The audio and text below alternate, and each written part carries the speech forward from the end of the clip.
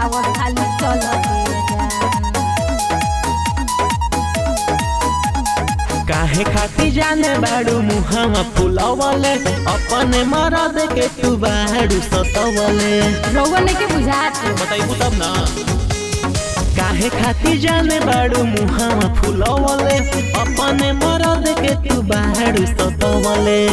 कौन हमारा से हो गइल गलती जान गलती जान।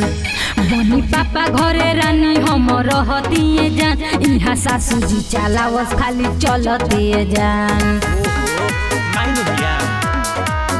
बनी पापा घरे रानी हम रहती जान।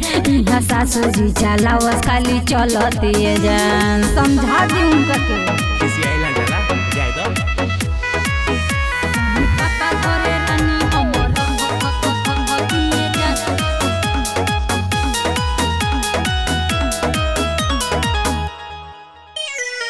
दिन राति करतानी काम हमारा नइखे मिलत आराम हो। सास ससुर के सेवा जे करबू फल दिहे भगवान हो। खाली तो उनके पछली ना ऐसा कुछ नहीं है।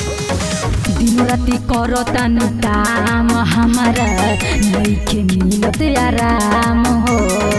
सास ससुर के सेवा जे करबू फल दिहे भगवान हो। हमरा सबसे हाथ नहीं थे। हमें तोहर आदेश पूरा करती जान करती जान। बनी पापा घरे रानी हम रहती जान। इहाँ सासू जी चलावस खाली चलते जान।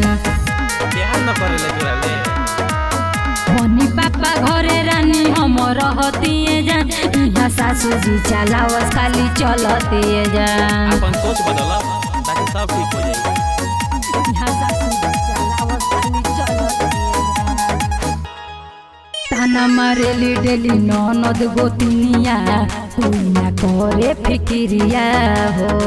हाला न करबू शांति से रहबू खातू विनोद जी के क्रिया हो।